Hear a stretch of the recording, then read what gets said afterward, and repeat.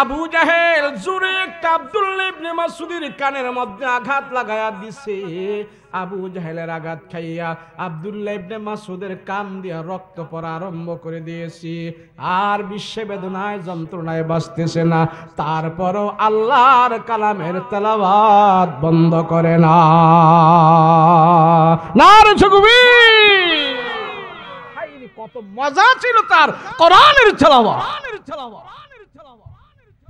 এবার আব্দুল্লাহ ইবনে মাসউদের কান দিয়া রক্ত পড়া আরম্ভ করে দিয়েছে।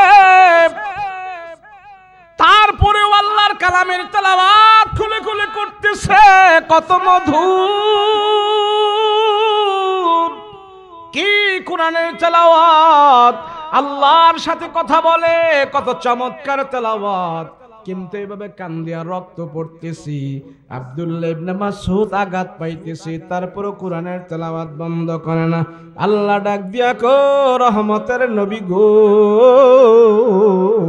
আপনার সাহাবী আমার কোরআন তেলাওয়াত করে।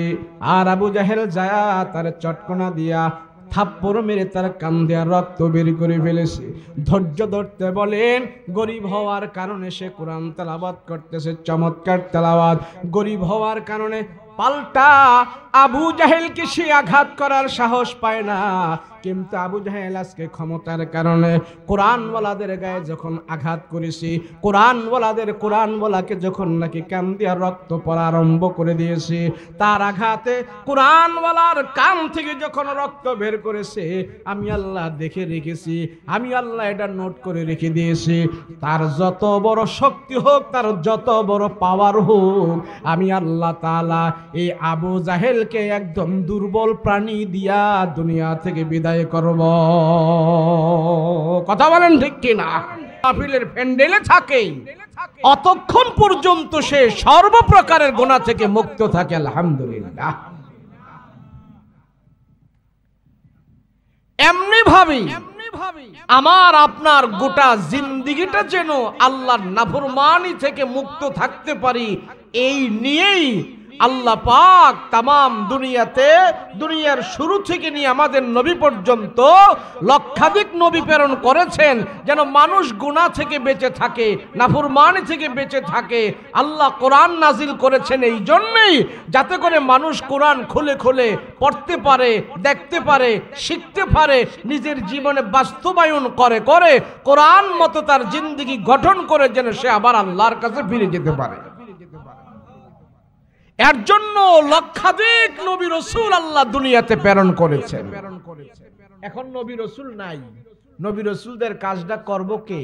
নবীদের ওয়ারিসরা। কথা বলেন ঠিক কিনা? কারা করবে? তো নবীদের ওয়ারিস কি ডাক্তার, মাস্টার, ইঞ্জিনিয়ার নাকি উলামায়ে কেরাম? কথা বলেন ঠিক না?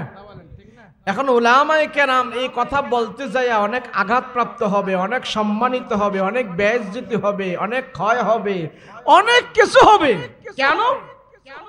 আমরা যাদের ওয়ারিস, সেই নবীরাই এই জমিনে লাঞ্ছিত হয়েছে, অপমানিত হয়েছে, এবং কি মায়ের খেতে হয়েছে, এবং কি জেলখানায় পর্যন্ত যেতে হয়েছে, শহীদ পর্যন্ত হয়েছে। তো ওই নবীদের ওয়ারিস যারা দাবি করে, তারাও কি আরামে থাকবে নাকি তাদেরও কিছু কষ্ট হবে? কষ্ট করতে করতে কোন হুজুর তো জেলখানায় মরেই গেছে। কষ্ট করতে করতে অনেক হুজুরের দুনিয়াতে পর্যাপ্ত পরিমাণ টাকা চোখে দেখে না। কষ্ট করতে করতে অনেক উলামায়ে কেরাম এই পৃথিবীতে শান্তি ভোগ করতে পারে না। কষ্ট করতে করতে এমন এক পর্যায়ে চলে যায়, এই দুনিয়াতে তারা পর্যাপ্ত পরিমাণ শান্তি নিয়ে বাঁচতে পারে না। কথা বলেন ঠিক কিনা? হোক কি হয়েছে, এমনি ভাবে আপনিও প্রতিজ্ঞা করতে হবে, কোরআনের জন্য, আল্লাহর দ্বীনের জন্য আমার উপরে যদি আঘাত না আসে, আমার উপরে যদি বাতিলের পক্ষ থেকে আমার উপরে আঘাত না আসে, আমার উপরে টর্চারিং না আসে, ঈমানের কারণে যদি আমার উপরে প্রতিপক্ষের পক্ষ থেকে, ইসলাম বিদ্বেষীদের পক্ষ থেকে যদি আমার উপরে আঘাত না আসে, আমার ঈমান পরিপূর্ণ হয় নাই। কথা বলেন ঠিক কিনা?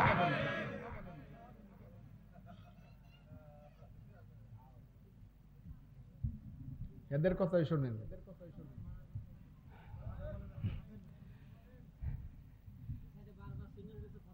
যেই সমাজে নবী বাস করেছেন ওই সমাজের মানুষের কাছে রাসূল ভালো হতে পারে নাই, ওই সমাজের সব মানুষের কাছে রাসূল ভালো হতে পারে নাই। কথা বলেন ঠিক কিনা?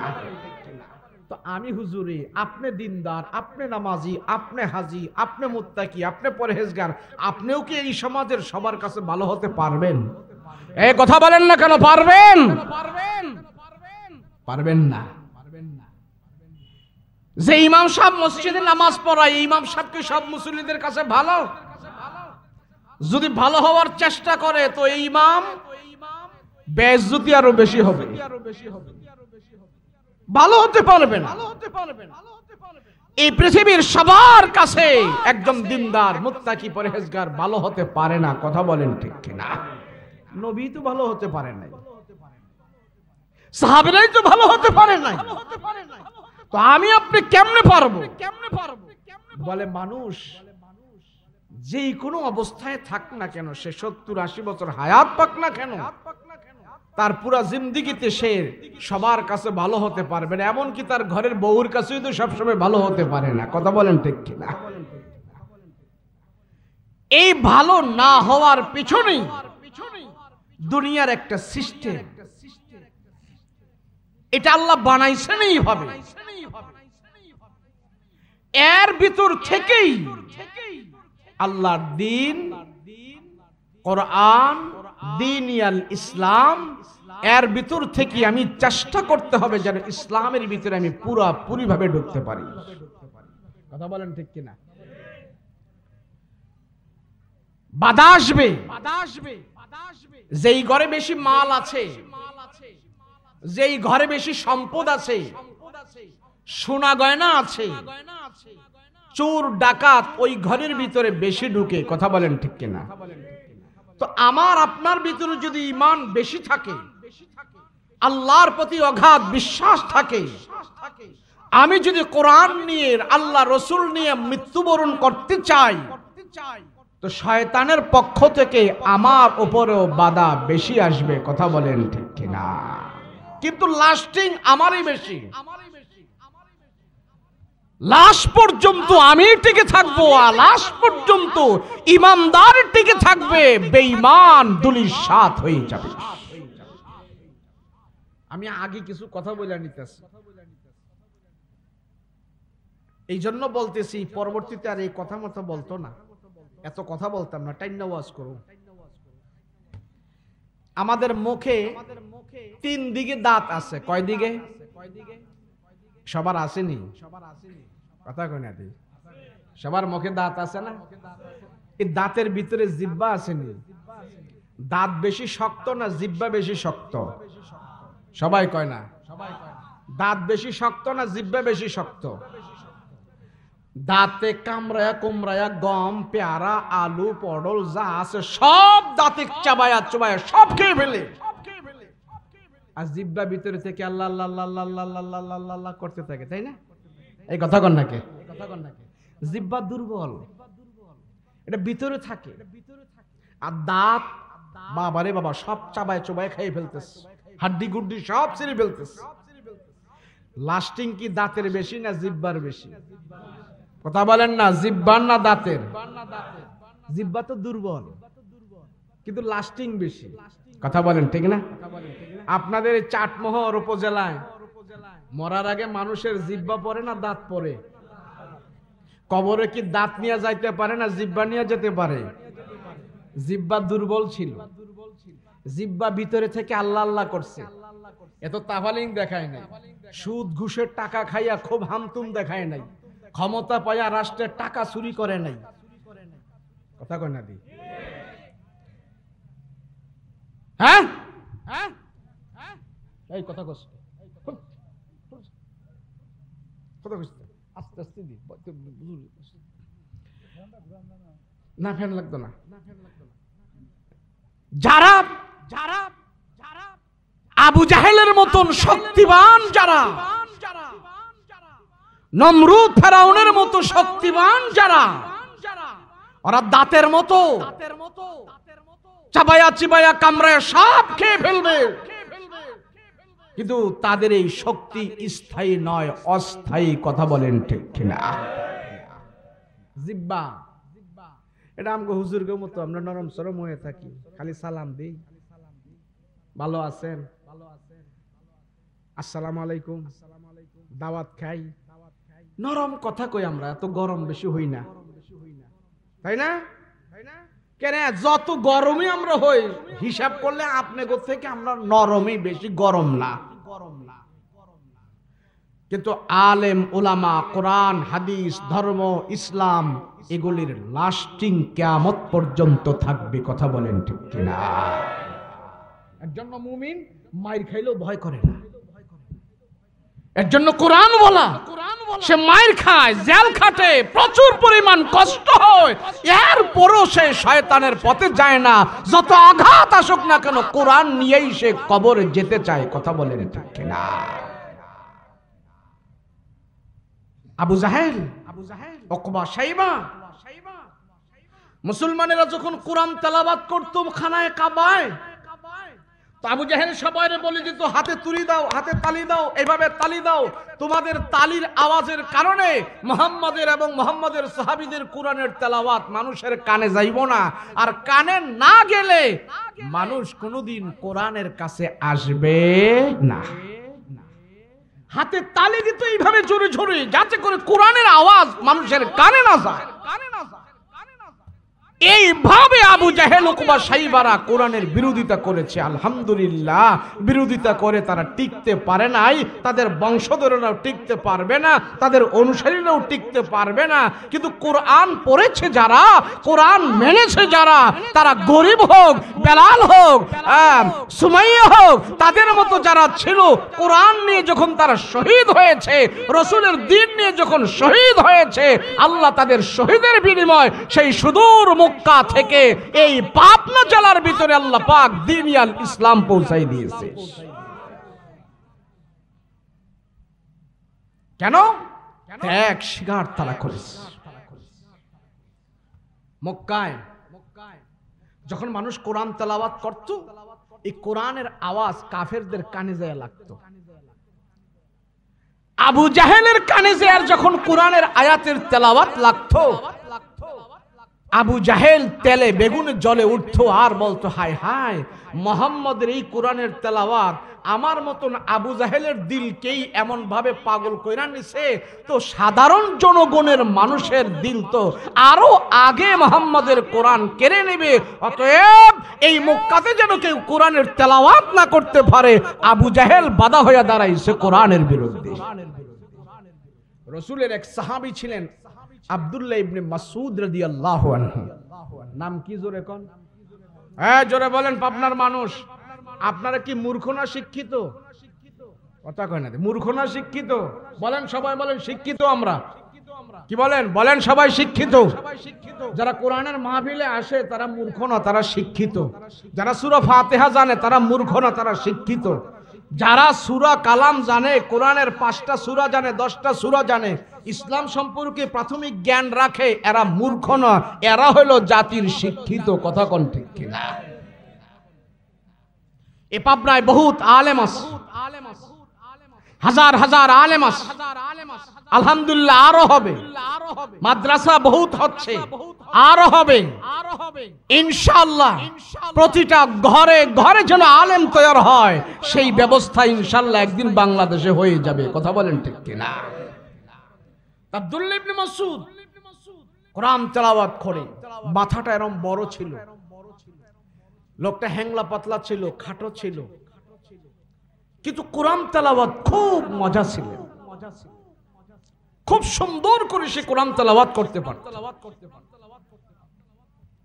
তো মক্কায় কোরআনের তেলাওয়াত করতেছে, এত সুন্দর করে তেলাওয়াত করতেছে। মাসুদ গরিব মানুষ, কিন্তু আবু জাহেলের কানের মধ্যে আওয়াজ গেল এত সুন্দর মুহাম্মাদের কোরআনের তেলাওয়াত। যেই কোরআনের তেলাওয়াত মুহাম্মদ মানুষদেরকে শোনায় আর আমিও শুনি,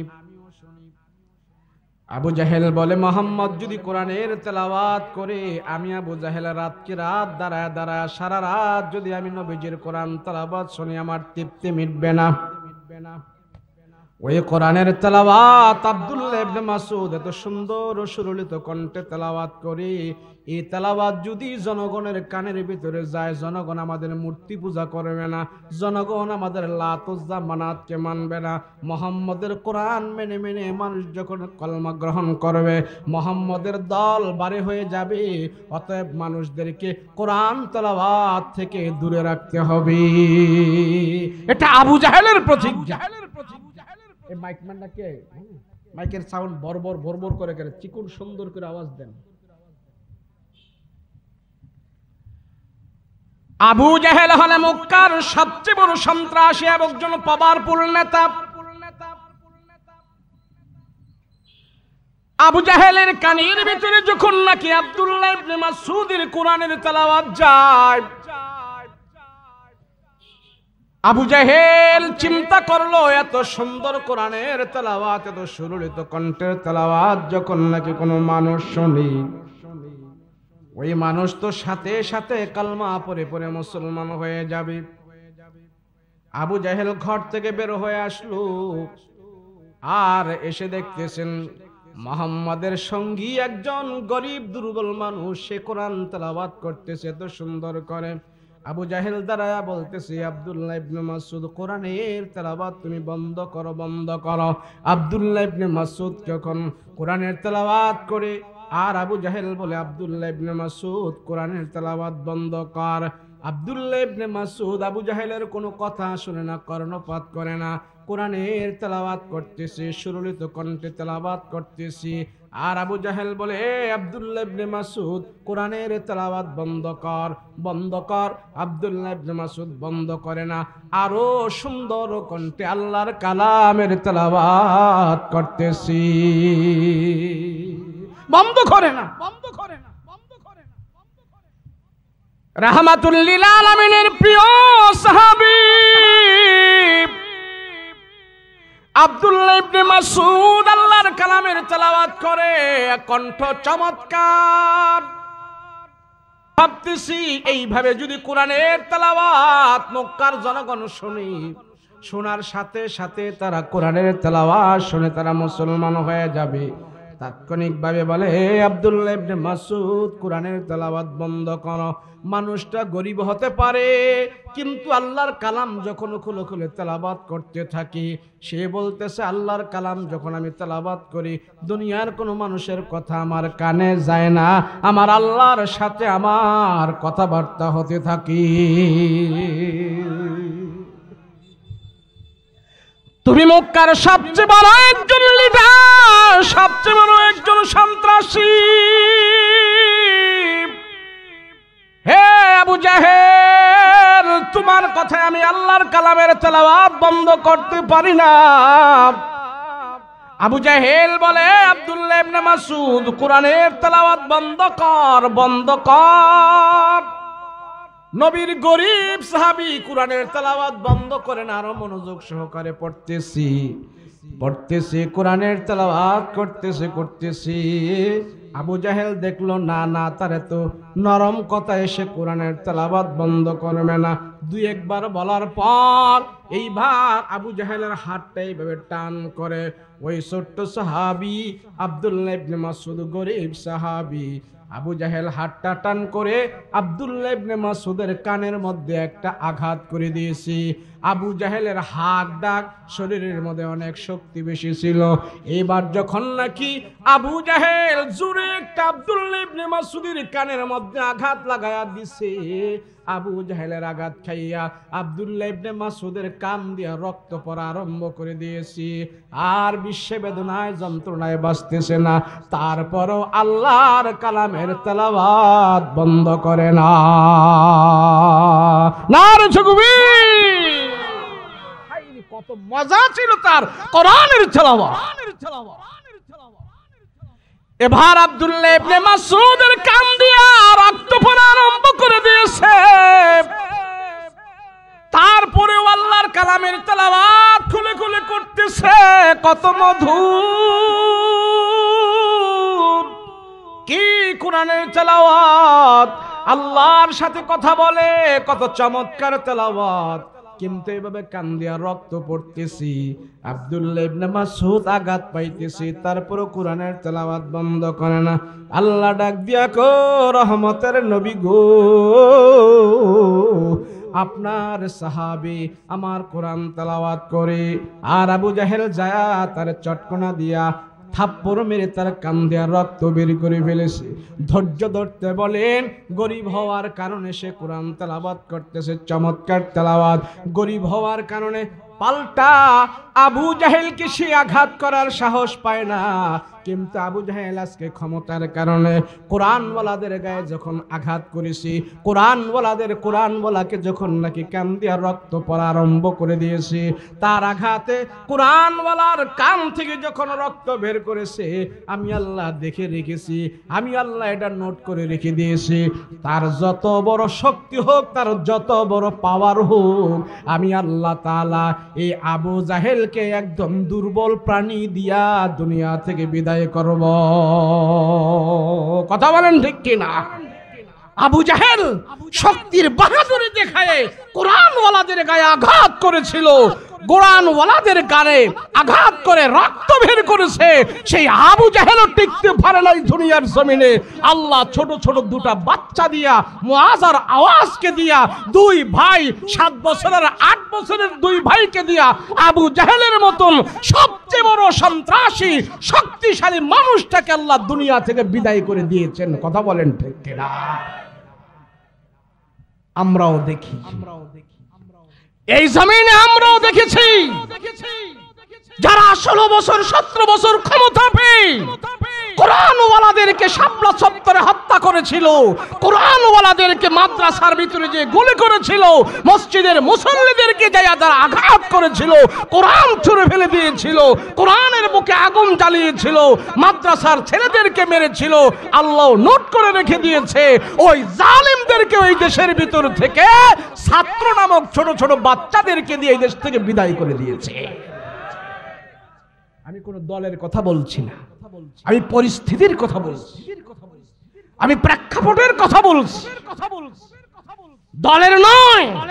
এই বাংলাদেশে কিয়ামত পর্যন্ত যারাই মাদ্রাসা মসজিদের বিরোধিতা করবে, মাদ্রাসার বিরোধিতা করবে, আলেমদেরকে অপমান করবে, এখান থেকে শিক্ষা নাও, তোমাদের পরিণত তাদের চাইতে আরো ভয়ঙ্কর হতে পারে। কথা বলো ঠিক কিনা? মানুষ আর ইতিহাস তো এখন পড়া লাগে না, ইতিহাস পড়া লাগে না, এখন প্রতিদিনই আমরা ইতিহাস দেখতে পাই। কথা বলেন ঠিক কিনা? আমরা ফেরাউন, নমরুদ, হামান, সাদ্দাত, আবু জাহেল তাদের কথা আমরা শুনেছি, দেখেছি, কিন্তু বাস্তবে আবু জাহেলদের রূপ আমরা এই জমিনেই দেখতে পেয়েছি। কথা বলেন ঠিক কিনা? এটা আপনারাও তো বক্তব্য। আমরা যখন স্টেজে উঠতাম, আমরা ভয় থাকতাম, কোন দিক দা না কোন দিক দা কি বলে ফেলে। হ্যাঁ, দেখেন না, মদ খাই আইসা বক্তারে মারতে থাকে, মাইক সামনে থেকে নিয়ে যায়, অথচ বক্তা কোরআন হাদিসের মতো কথা বলতেছে, কোনো পার্টির না, কোনো দলের না, এরপরও তার ক্ষমতার অহংকারী বাহাদুরি দেখিয়ে বক্তার সামনে থেকে মাইক নিয়ে যায়, মারধর করে, কত কিছু, কত নাটক হইল এদেশের ভিতরে। ইসলামকে নিয়ে কত নাটক হয়েছে, মাহফিল নিয়ে কত নাটক করেছে। একটা মাহফিল দেওয়ার জন্য আমরা দাঁড়ে দাঁড়ে ঘুরেছি, ওসির কাছে গেছি, হিন্দু ওসির কাছে যাই আমরা অনুমতি নিয়ে মাহফিল করা লাগছে। এমনও কিছু কিছু খবর আমরা পেয়েছি, মাহফিল করার জন্য মাহফিল কমিটি থানায় ঘুষ দিয়ে আসতে হয়েছে। কথা বলেন ঠিক কিনা? হায় রে মানুষ, এত এত আমরা অহংকারের ভিতরে ডুবে গিয়েছিলাম। কেন আমরা? কারণটা কি? হায় হায়, এটা হলো আমাদের দেশে একটা কথা আছে, কপালে যদি জুতার বাড়ি থাকে, কপালে যদি জুতার বাড়ি থাকে, অপমান থাকে, দেহ রক্ষীও তারে নাহি বাঁচাইতে পারে। তা আমি তো বুঝতে হবে এটা আমার অপরাধ। নিরহ মাদ্রাসার ছাত্রদেরকে, আলেমদেরকে অপমান করা, বেইজ্জতি করা। এদেশে আলেমরা হলো রসুলের ওয়ারিস, সমস্ত নবীদের ওয়ারিস, আলেমদের যদি কোনো ভুল হয়ে থাকে আল্লাহ হাসরের ময়দানে নূরের পর্দা লাগায়া এরপরে আলেমদের বিচার করবে। আর তোমরা ক্ষমতা পায়া সরাসরি নিরপরাধ আলেমদের বিচার তোমরা নিজের গায়ের বলে শুরু করে দিয়েছো। এর জন্য আল্লাহ তোমাদের উপরে এইভাবে বেইজ্জতি করেছে। আমি দলের হয়ে কথা বলি নাই। আমার এখনো তো বিশ্বাস হয় না। আমার এখনো বিশ্বাস হয় না। কেন হয় না জানেন? এমন ভাবে তারা ক্ষমতা গেড়েছিল। আরে বাবা, আওয়ামী লীগ আছে, আওয়ামী লীগ আছে, ছাত্রলীগ আছে, যুবলীগ আছে, কৃষক লীগ আছে, তাঁতি লীগ আছে, সব লীগই তো তারা ছিল। এরপরও প্রাইম মিনিস্টার, এত পাওয়ারফুল প্রাইম মিনিস্টার চলে যেতে হলো কেন? কারণটা কি? এটা যদি বুঝে, যে ওনারা যদি বুঝে যে এটা আল্লাহ আমাদের উপরে নারাজ হয়ে গেছে, আমাদের পাপের কারণে আমাদের উপরে গজব চলে আসছে, যদি বুঝতে পারে, তাইলেই আমি মনে করব এদের মাথায় কিছু আছে এবং তারা আল্লাহর উপরে বিশ্বাস আছে। এটা শুধু আওয়ামী লীগের কথা নয়, ভবিষ্যতে যারা আসবে তারাও শিক্ষা নেন। এটা শুধু একজনের বেলায় নয়, এটা আমার বেলায়ও। অহংকার এমন একটা জিনিস, আল্লাহ বলে অহংকার করাটা এটা আমার গায়ের চাদর, আমার আল্লাহর জন্য শোভা পায়। অহংকার কার বিষয়? জোরে বলেন না, কার বিষয়? আল্লাহ কা অহংকার এটা আমার। অহংকার করাটা এটা আমি করতে পারি। তুই কি? তুই অহংকার কেমনে করবে? তরে তো আমি বানাইছি। আমি আল্লাহ অহংকার করতে পারি। অহংকার এটা আমার গায়ের চাদর। আল্লাহ বলে আমার গায়ের চাদর হলো অহংকার করা। তুমি অহংকারের চাদর পরিও না। অহংকার করিয়া আমার গায়ের চাদর নিয়ে তুমি টানাটানি করিও না। আমি আল্লাহ অহংকারকারীকে পছন্দ করি না। কথা বলেন ঠিক না? কেন আমরা অহংকার করব নাকি নরম হয়ে চলবো? কথা বলেন, কি বলবো? আমরা ইসলামের ছায়াতলে চলবো, অহংকার করব না। যারা 2 নম্বর এদিক সেদিক করে তাদের হাতে পায়ে ধরে ধরে আমরা কোরআনের পথে দাওয়াত দিই, তাদেরকে আমরা শালীন পথে আনার চেষ্টা করব। কথা বলেন ঠিক না? যাই হোক, যতগুলো কথা আমি বললাম, এই কথাটা কিন্তু আমার ব্যক্তিগত কোনো কথা না। কথা বলেন, কেউ যদি আঘাত পেয়ে থাকেন আল্লাহর রাস্তায় ক্ষমা করে দিবেন। আমি আপনার এলাকায় কোনোদিন মেম্বারে চেয়ারম্যানে নির্বাচন করার জন্য আসবো না, তাই আমার নিজের কথা বইলেও কোনো লাভ নাই। কথা বলেন ঠিক না? যার যার শিক্ষা, যার যার শিক্ষা। আমার শিক্ষা যদি আমি না নিতে পারি, আমার সেফ যদি আমি না হইতে পারি, দেহরক্ষেও আমারে নাহি বাঁচাইতে পারবে। কথা বলেন ঠিক না? আমরা সবাই আল্লাহর গোলাম। কথা বলেন ঠিক কিনা? আমাদের একটা পরিচয়, আমরা কি? সব বলেন না, আমরা কি? আল্লাহর গোলাম। এটা আমাদের সবচেয়ে বড় পরিচয়। আখিরি জামানার শ্রেষ্ঠ নবীর উম্মত আমরা। এর চেয়ে বড় পরিচয় আমাদের আর নাই। কথা বলেন ঠিক না? আচ্ছা, এখানে কি 150 বছরের কোন মানুষ আছেন? কথা বলেন, আছে? 150 বছরের কোন একজন মানুষ নাই এখানে? একজনও নাই। হাই হাই, কই মাত্র 150 বছরের একজন মুরব্বী নাই এখানে? 100 বছরের নাই? আচ্ছা, তাহলে বোঝা গেল 100 বছর আমার হায়াত ক্রস লিমিট। 100-র উপরে যেহেতু এখন নাই, ধরে নিতে পারি 100-র উপরে আমাকে বাঁচাও সম্ভব না। কথা বলেন ঠিক কিনা? আরে 100 তো দূরের কথা, 60 বছর 70 বছর যারা আছে এরাই তো এখন টেম্পার লুজ। কথা কয় না দিয়ে টেম্পার লুজ। 50 বছরের পরে গায়ের শক্তি আর ভালো লাগে না। গায়ে যেন আছে, শক্তি যেন আছে, এটা আর খাটাইতে মনে চায় না। কথা বলেন ঠিক কিনা? আরে মানুষ যারা আখিরাত ভুলে যায়, কবর ভুলে যায়, হাসর ভুলে যায়, মিজান ভুলে যায়, ফুলসিরাত ভুলে যায়, জান্নাত জাহান্নাম ভুলে যায়, এই মানুষটার মানুষ থাকে না। সে পশুর চাইতে আরো খারাপ হয়ে যায়। কি ভুলে গেলে? কি ভুলে গেলে? কথা বল না। আখিরাত ভুলে গেলে। গরু ছাগল কি আখিরাত জানে? পশু পাখি আখিরাত জানে? একটা গরু দেখবেন মালিকে সকাল বেলা নিয়ে ঘাস খাইতে ওরে দিয়ে আসছে বাজারে। ও সকালে যায় দেখবেন ঘাস খাইতেছে, দুপুরে যায় দেখবেন ঘাস খাইতেছে, বিকেলে যায় দেখবেন ঘাস খাইতেছে। ও ঘাস খাইতেছে, না হয় সে পায়খানা করতেছে, না হয় সে প্রস্রাব করতেছে, না হয় একটা না একটা কিছু করতেছে। প্রস্রাব, পায়খানা, খাওয়া দাওয়া, ঘুম। খাওয়া, ঘুম, প্রস্রাব, পায়খানা, এই 3-4টা কাজ ছাড়া গরুর আর কোনো কাজ আছে? এই কথা কর না, কাজ আছে? তো আমার আপনার সমাজের ভিতরে যাদের কোরআন নাই, নামাজ নাই, আয়াত নাই, রাসূল নাই, হাদিস নাই, সুদে ঘুষে নামাজ, খাওয়া দাওয়া, বাচ্চা বিবির সাথে চলাফেরা সবকিছু করতেছে, তাইলে বোঝা গেল তার চলাফেরাটা আর গরুর চলাফেরাটা এক হয়ে গেছে। কথা কোন ঠিক কিনা? আমরা কি মানুষ না গরু? এই কথা কয় না, মানুষ না গরু? তাহলে মানুষ যদি হয়ে থাকি তাহলে মুহাম্মদুর রাসূলুল্লাহ সর্বশ্রেষ্ঠ মাখলুকাতের পরিচয় আমাদেরকে দিয়ে গেছেন। আল্লাহ বলেছেন মানুষ হলেন শ্রেষ্ঠ মাখলুকাত, মানুষ হলেন উত্তম মাখলুকাত, মানুষ হলেন সারা দুনিয়ার চাইতেও আসমান জমিনের থেকেও মানুষ হলেন আমার আল্লাহর কাছে সবচেয়ে বেশি দামি। এই ঘোষণা কে করলেন? জোরে বলেন, কে করলেন? তাহলে আল্লাহ বলছে মানুষ হলো শ্রেষ্ঠ, আর আমি করতেছি জানোয়ারের মতো কাজ।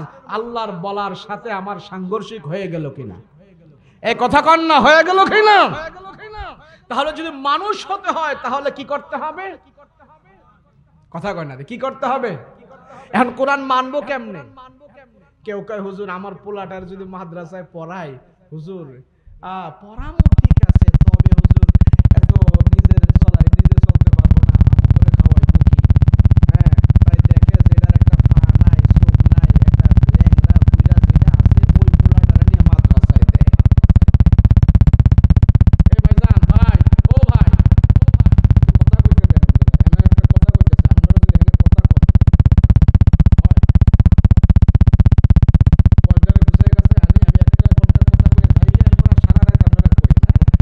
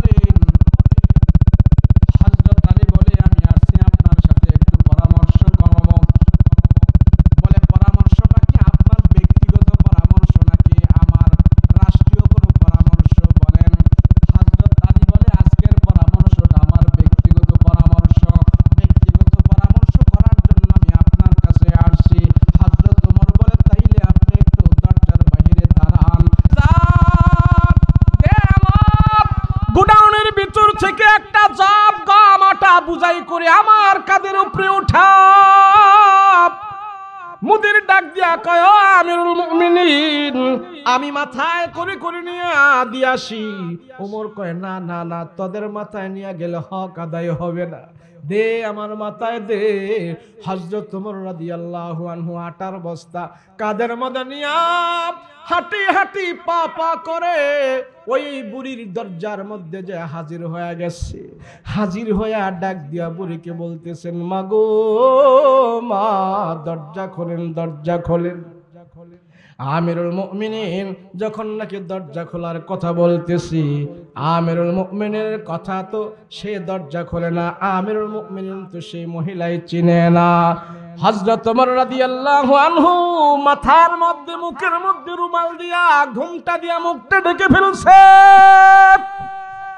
আর দরজার মধ্যে আঘাত করে বলে, ও মা, খোলো খোলো, দরজা খোলো, আমি তোমার জন্য আটার বস্তা নিয়ে আসছি, তোমার সন্তানদের জন্য খাবার নিয়ে আসছি গো মা, দরজা খোলো। ওই মহিলা যখন দরজা খুলল, পুরুষ মানুষ দেখা করে না মহিলার সাথে, আমিরুল মুমিনিন পরহেজগারিতা অবলম্বন করে আটার বস্তা দিয়া চলে আসছে। আর মহিলাকে বলছে, তোমার সন্তানদেরকে খাবার খাওয়াও। ওই মহিলাকে যখন নাকি খাবার দিয়া আমিরুল মুমিনিন চলে আসছে, ফজরের নামাজ পড়াইলেন মসজিদের নববীর ভিতরে। নামাজ পড়ায়া আমিরুল মুমিনিন সাহাবীদেরকে ডাক দিয়া কয়, সঙ্গী সাথীদেরকে ডাক দিয়া কয়, অমুক তাবুর ভিতরে একটা মহিলা আছে, ওই মহিলাকে যায় বলবা খলিফার দরবারে আসার জন্য, ওমরের দরবারে আসার জন্য। আর মহিলাকে বলবা আমিরুল মুমিনিন আপনাকে যাওয়ার জন্য বলছে, যেমন হোক সেই মহিলাটাকে ধরে তোমরা আমার কাছে নিয়ে আসবা।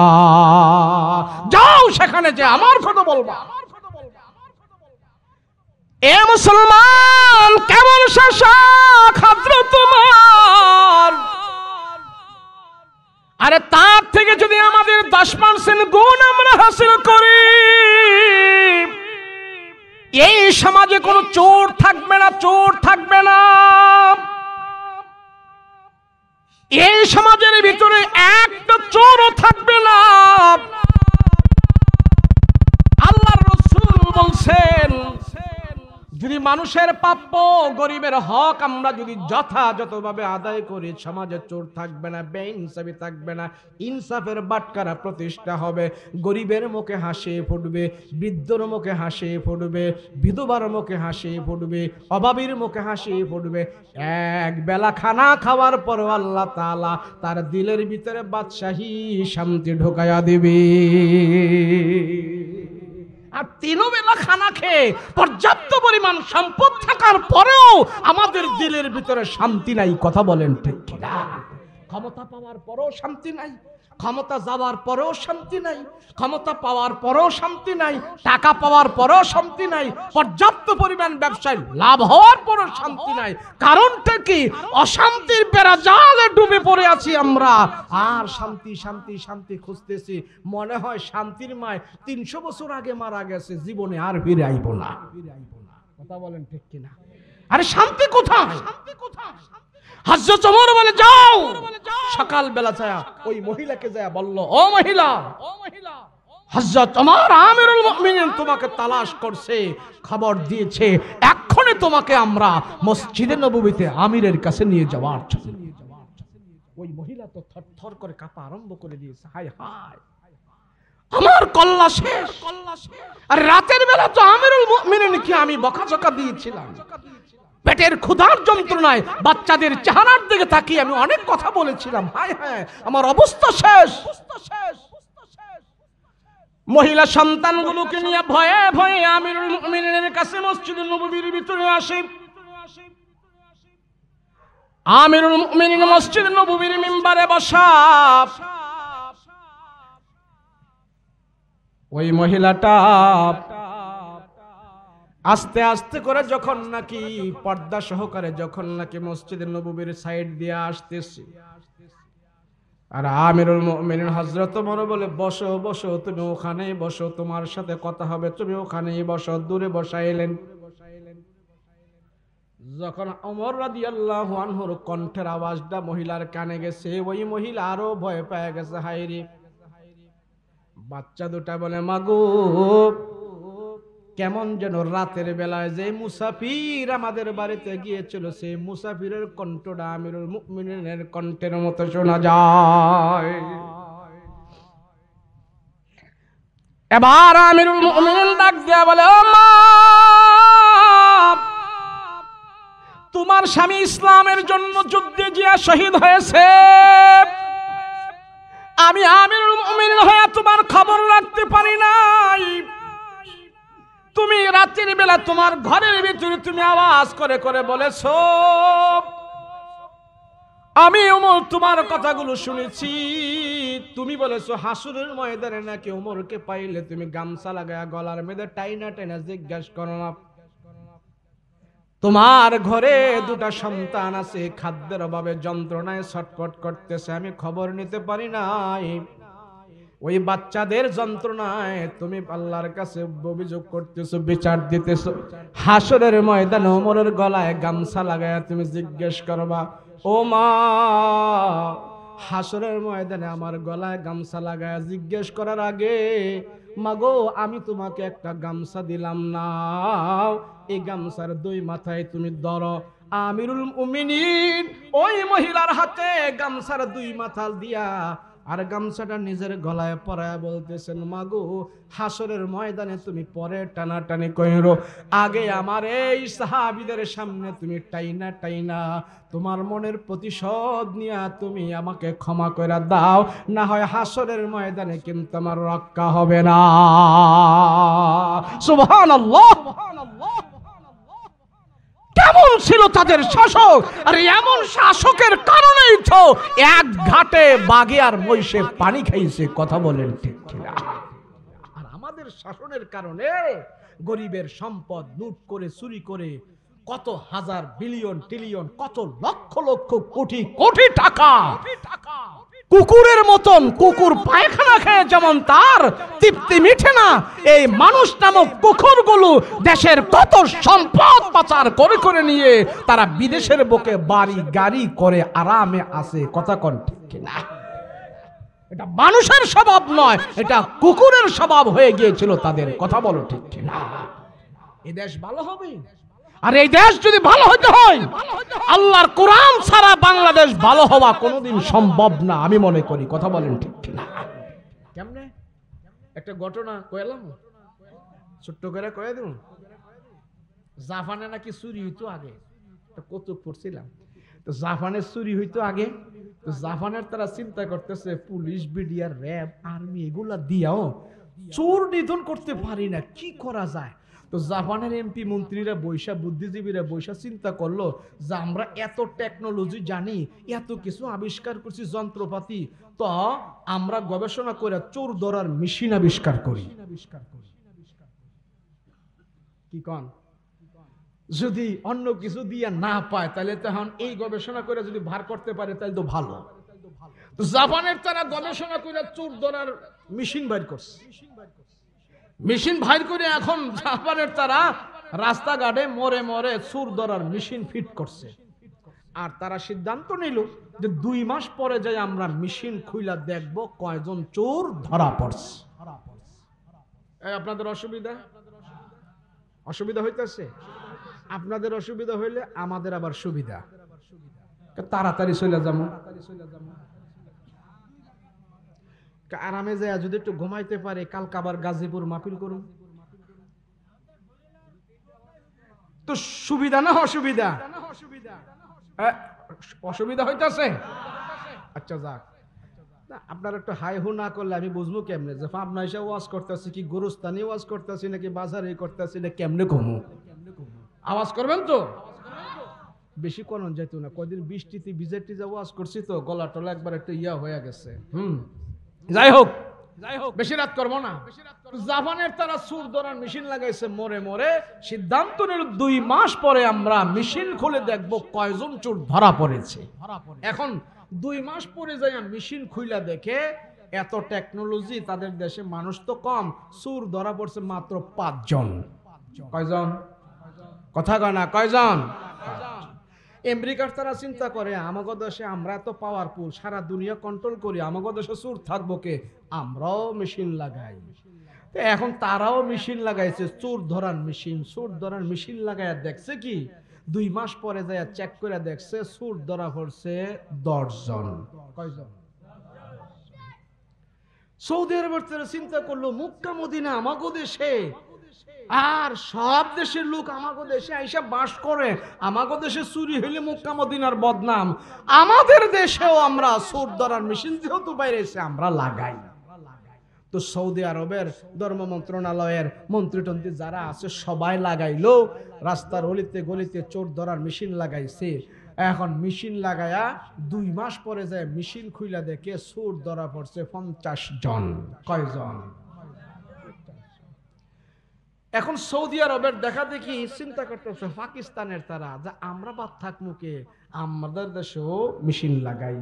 পাকিস্তানে যখন মেশিন লাগাইলো, এখন পাকিস্তানের তারা মেশিন লাগায় 2 মাস পরে গেছে মেশিন চেক করতে গেছে কয়জন চোর ধরা পড়ছে, যায়া দেখে চোর ধরা পড়ছে 250 জন। কয়জন? 250। তো বাংলাদেশের তারা চিন্তায় পড়ে গেল, হায় হায় সারা দুনিয়াতে আমাগো বাংলাদেশের বদনাম। বিদেশে গেলে মানে মিডল ইস্টে গেলে বাঙালিদের কয় ইউ আলী বাবা, আন্তা আলী বাবা মানে তুই চোর, আন্তা আলী বাবা গিরগির মানে তুই বেশি কথা কস, তুই চোর। আলী বাবা মানে বাঙালিদের একটা চোর খেতাবে, চোর অপমানে একটা বদনাম আছে সারা দুনিয়াতে। তো বাংলাদেশের তারা চিন্তা করলো এই বদনাম থেকে যদি আমরা রেহাই পেতে চাই তাহলে পুলিশ টুলিশ দিয়ে রেহাই পাওয়া যাবে না, চোর ধরার মেশিন লাগাইতে হবে। এখন বাংলাদেশের এমপি মন্ত্রী যারা আছে এরা জাপান থেকে মেশিন আইনা চোর ধরার মেশিন লাগাইছে মোড়ে মোড়ে। সবাই মিলে সিদ্ধান্ত নিল 2 মাস পরে আমরা মেশিন চেক করে দেখব কয়জন চোর ধরা পড়ছে। এখন সবাই যখন নাকি এই অপেক্ষায় বসে আছে, 2 মাস পরে গেছে চোর ধরার মেশিন চেক করতে কয়জন বাঙালি চোর ধরা পড়ছে। 2 মাস পরে যায়া দেখে চোর ধরা পড়বো দূরের কথা, চোর ধরার মেশিনটাই চুরি হইয়া গেছে। এটার নাম হলো দিস ইজ বাংলাদেশ। আচ্ছা বলেন, আমার বিশ্বাস এই দেশের ভিতরে যদি চোর মুক্ত করতে হয়, দুর্নীতি মুক্ত করতে হয়, মানুষের মুখে হাসি ফুটাইতে হয়, আল্লাহর কোরআনের আইন ছাড়া বিকল্প কোনো ব্যবস্থা নাই। কথা বলেন ঠিক কিনা? দেখতেছি তো আমরা 52-53 হয়ে গেছে, কিন্তু দেশ উন্নত হইতেছি, রোডঘাট উন্নত হয়েছে, মানুষের চরিত্রগুলো নষ্ট হয়েছে। কথা কোন ঠিক কিনা? আমি বলবো পাবনাবাসী প্রত্যেক দিন সকালবেলা কিছু করেন আর না করেন, ফজরের নামাজ পড়বেন আর কোরআন তেলাওয়াত করবেন। প্রতিদিন কোরআন তেলাওয়াতের ভিতরে আল্লাহ যে শান্তি রেখেছে, যদি কোনো একটা মানুষ, কোনো একটা মুরব্বী পাকনা দাড়িওয়ালা, চুল পেকে গেছে, দাড়ি পেকে গেছে, কিন্তু আপনি এখন সূরা কেরাত ভালো করে পড়তে পারেন না, জানেন না, শেখার চেষ্টা করতেছেন, আপনি যদি কোরআন খুলে খুলে একটু সময় এখানে ব্যয় করেন আর যা পারেন তাই যে আঙ্গুল টেনে টেনে আল্লাহর কাছে বলেন আর সময় দেন আর সহি শুদ্ধ করে পড়ার চেষ্টা করেন, তো আল্লাহর রাসূল বলে হাসরের ময়দানে সহি শুদ্ধ করে পড়নেওয়ালার কাতারে আল্লাহ আপনারে শামিল করে দিবেন। আগে তো গ্রামগঞ্জে এবং সব জায়গায় ঘরের ভিতর থেকে কোরআনের আওয়াজ বের হইতো, জানালা দিয়া আওয়াজ বের হইতো, জানালার পাশে বসে বসে সকালবেলা মুরব্বীরা কোরআন তেলাওয়াত করত। এখন আর এগুলি আমাদের দেশে পাওয়া যায় না। কথা কোন ঠিক কিনা? আরে এমন কোন রাত নাই যে রাসূল ঘুমানোর আগে কোরআন তেলাওয়াত করে নাই।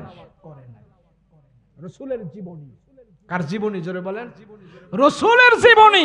এমন কোন রাত নাই যে রাসূল ঘুমে গেছে, ঘুমের আগে কোরআন তেলাওয়াত করে নাই, এমন কোন রাত নাই। আর আমরা ঘুমে যাওয়ার আগে একটা বিড়ি খাই আর ভরে যায় ঘুমাই, একটা সিগারেট খাই আর ভরে যায় ঘুমাই, না হয় নাটকটা শেষ না করা পর্যন্ত ঘুমাই না। কথা কোন ঠিক কিনা? টক শো না দেখা পর্যন্ত ঘুমাই না। কথা কোন ঠিক না?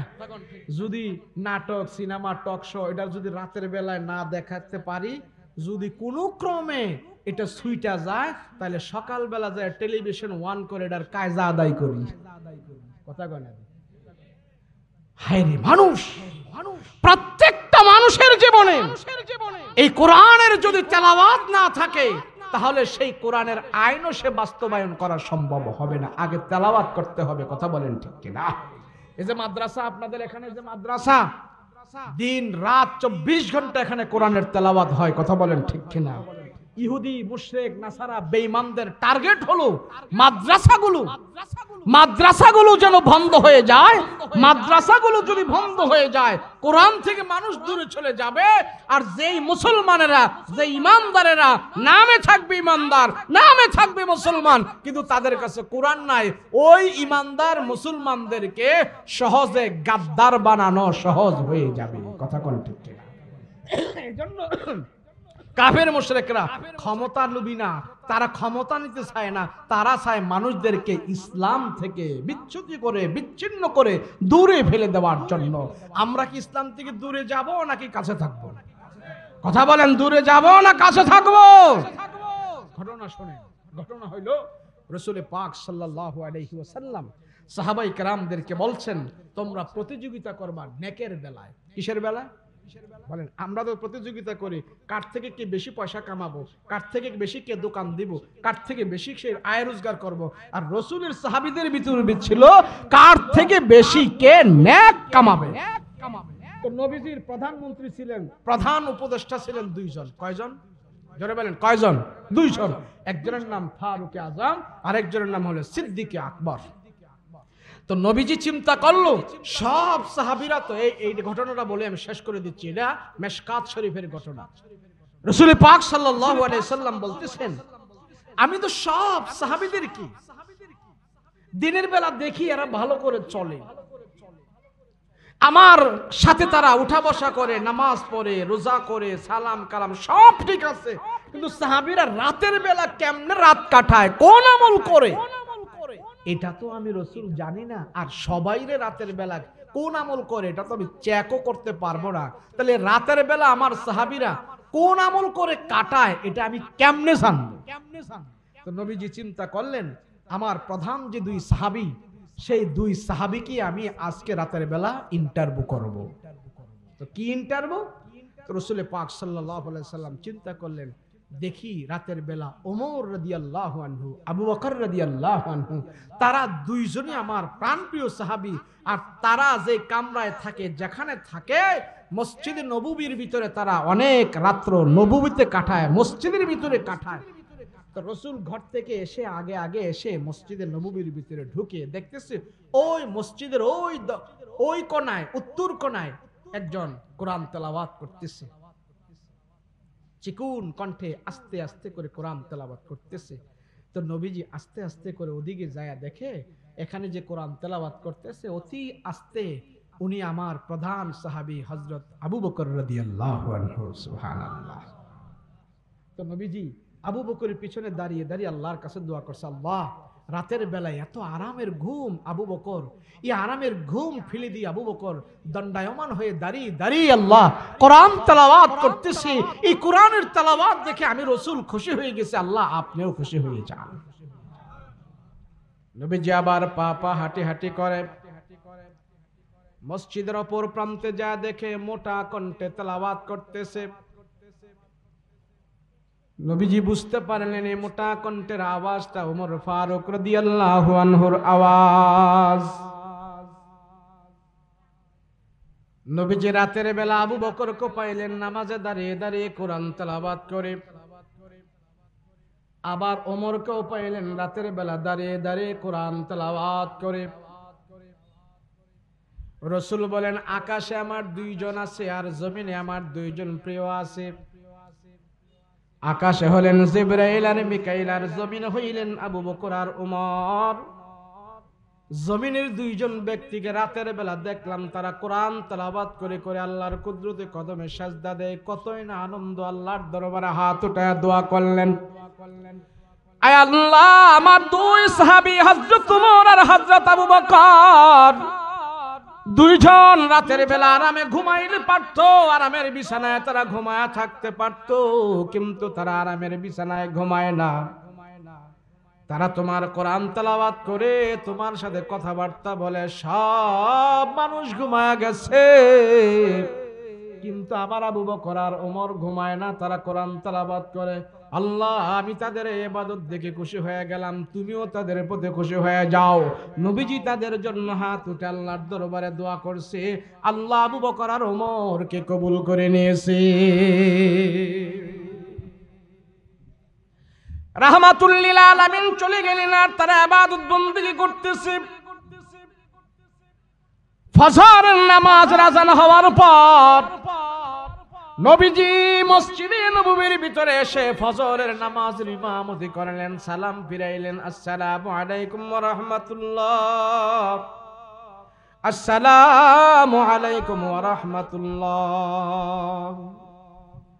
আমার রাসূলের সুন্নাত হইল, অভ্যাস হইল, আদর্শ হইল, ফজরের নামাজের পর সাহাবীদেরকে বৈশা নবীজি জিজ্ঞেস করে, রাতের বেলা তোমরা কে কি স্বপ্ন দেখছো, রাতের বেলা তোমরা কে কেমনে কাটাইছো বলো। সব সাহাবীদেরকে রাতের বেলার খবর নাই। আজকে সব সাহাবীদেরকে ডাইকা বলে, ও সাহাবীরা রে, তোমরা সবাই যার যার বাড়িতে চলে যাও, দাওয়াতের কাজে চলে যাও। সবাই যখন চলে যাইতেছে, তাদের ভিতর থেকে আবু বকর আর ওমর দুইজন চলে যাইতেছে। নবী ডাক দিয়া, আবু বকর তুমি বসো, নবী ডাক দিয়া, ওমর গো তুমি বসো। দুইজনকে বসায়া আল্লাহর নবী ডাক দিয়া, আবু বকর আর ওমর, আজকে তোমাদের সাথে আমার পার্সোনাল কিছু কথা আছে। আল্লাহর নবী রাহমাতুল লিল আলামিন আবু বকর আর ওমরকে বলে, আবু বকর, ওমর, আজকে আমি তোমাদের মেহমান হয়েছিলাম, রাতের বেলা আমি তোমাদের আমল চেক করেছি, তোমাদের কাছে আমি গিয়েছি।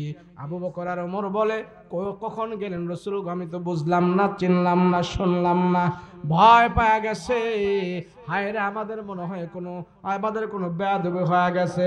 নবী ডাক দিয়া, আবু বকর, রাতের বেলা তোমার আমলও আমি দেখেছি, হে ওমর, রাতের বেলা তোমার আমলও আমি দেখেছি।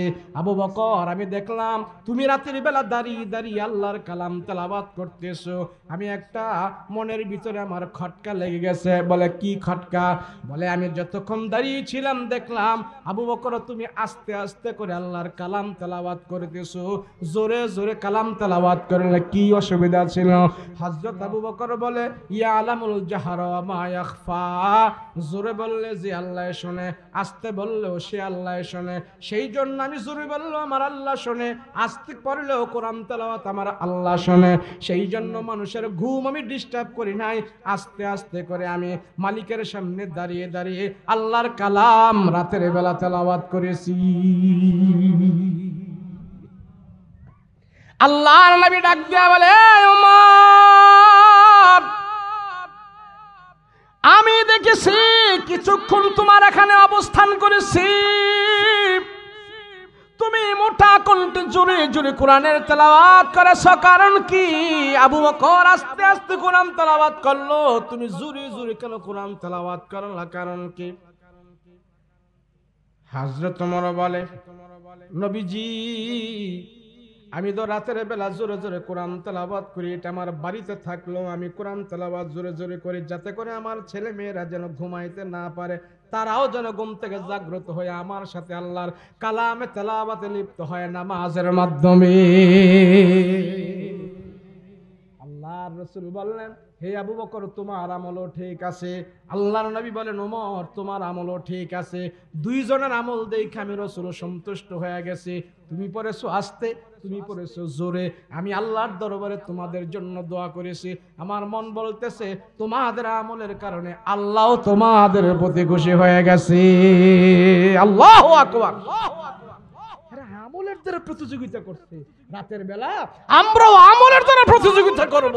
আরে ভাই, রাতের বেলা টিভি দেখা, নাচ গান দেখা, কানে হেডফোন লাগায়া নাচ গান শুনতে শুনতে ঠ্যাং ধুলতে ধুলতে ধুলতে ধুলতে এরপরে ঘুমায়া যায়।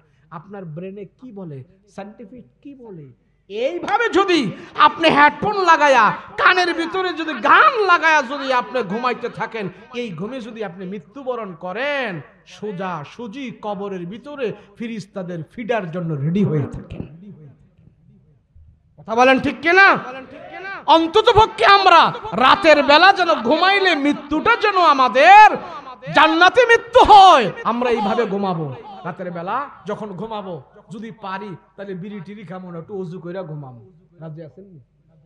একবার সূরা ফাতিহা পড়বেন, 3 বার সূরা ইখলাস পড়বেন, 10 বার 11 দুরূদ শরীফ পড়বেন, 11 বার ইস্তেগফার করবেন, পাড়া মহল্লার সব মানুষকে মাফ করে ঘুমাইবেন, মৃত্যু হইলেও জান্নাতে চলে যাইবেন। সহজ। আরে জান্নাত কামাই করা সহজ, দুনিয়া কামাই করা কঠিন। দুনিয়া কামাই করা কঠিন, বেহেশত কামাই করা সহজ। রাসূল বলছেন একবার যদি সুবহানাল্লাহ বলে তো জান্নাতে ফলের গাছ হয়ে গেছে। কথা কয় না দি? শুধু গাছ হয় নাই, সাথে সাথে ফলও ধরে গেছে। এবং সেই ফল হা করলে জান্নাতি বান্দার মুখে আল্লাহ পাক পৌঁছাই দিবে। তো দুনিয়াতে গাছ লাগাইলে ফল ধরবেন এত তাড়াতাড়ি? 2 বছর যাইব, 3 বছর যাইব, ফল নাও আসতে পারে। কথা বলেন ঠিক কি না? আল্লাহ আমাদেরকে জান্নাত কামাই করার তৌফিক দান করেন, বলেন আমিন। হিম্মত করে, সাহস করে সন্তানদেরকে কোরআনের হাফেজ বানাবো। রাজি আছেন ইনশাআল্লাহ? রাজি আছেন ইনশাআল্লাহ? আল্লাহ আমাদের সবাইকে তৌফিক দান করেন, বলেন আল্লাহুম্মা আমিন। আল্লাহ সবাইকে কবুল করো, মাদ্রাসাকে কবুল করো। আয় ওঠেন না, দোয়া করব। আমি মুসাফির মানুষ, দোয়া করব।